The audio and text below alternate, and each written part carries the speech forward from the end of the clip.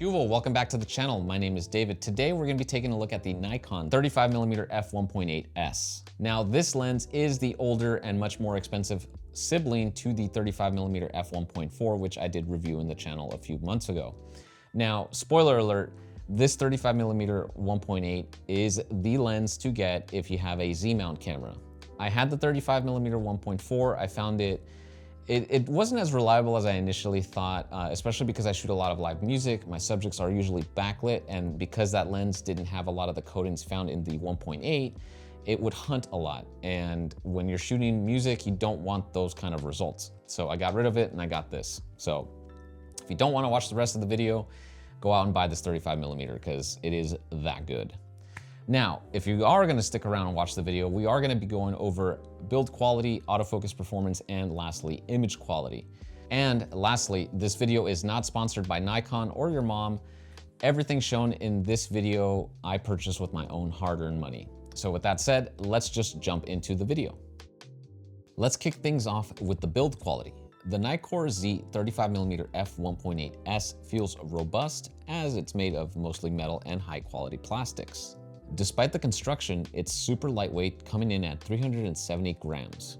It's built around a metal lens mount with a weather sealing gasket.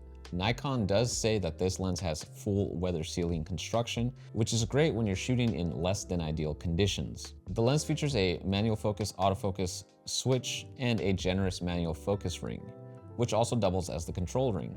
This lets you reprogram to adjust settings like aperture, ISO, and so on. Overall, this lens is very well built and is worthy of the S designation. Now let's talk about autofocus. This lens features a stepping motor which delivers incredibly fast, smooth, and near silent autofocus. I found that in both photo and video modes, the autofocus is super responsive and accurate. This is thanks to the internal focus design, which means the lens doesn't change length when focusing, giving you much faster focusing speeds. In the event that the autofocus misses the mark, you have full-time manual focus override, allowing you to fine-tune focus when needed. Unlike the 35mm f1.4, this lens does not hunt for focus when a subject is backlit, which is a huge plus for me since I often shoot live music where my subjects are backlit by a bright stage light. This is in part to the lens coatings, which I'll go over in the next section. Overall, the lens is a stellar performer and I could easily trust it to get the job done. Let's get to what really matters, the image quality. The lens features 3 spherical elements which deliver sharp, accurate images with minimal distortion, as well as 2 extra low dispersion elements which minimize color fringing and chromatic aberrations, giving you clarity and beautiful color rendering across the frame. Like all of Nikon's S-line lenses, it features nanocrystal and super integrated coatings to help reduce flare and ghosting. Lastly, the 9-blade diaphragm creates a smooth and pleasing bokeh. Overall, not much more to say about the image quality. It's superb and on the same level as the rest of Nikon's S-line lenses. And that's all she wrote. So here are my thoughts on the 35mm f1.8. Having been able to use both the 1.4 and the 1.8, I gotta say, I really wish I bought the 1.8 a lot sooner as opposed to buying the 1.4.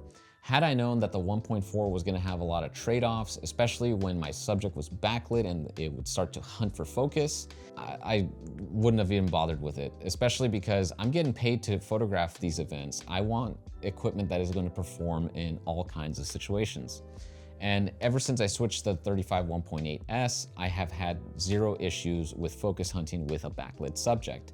And that is because of the lens coatings. The other 1.4 does not have any of these special lens coatings that you find in the S line of lenses. So that's something to consider. It is a pro lens. Now the price tag is a little high. It's $846 brand new. You could find it on sale for $646, and used you could probably go for like $400 or $500.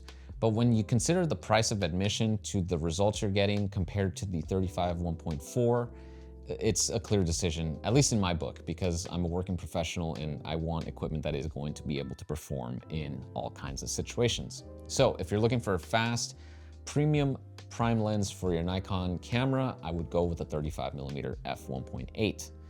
And that said, thank you guys so much for watching today's video. I hope you enjoyed it. I'll see you guys in the next one. Hasta luego.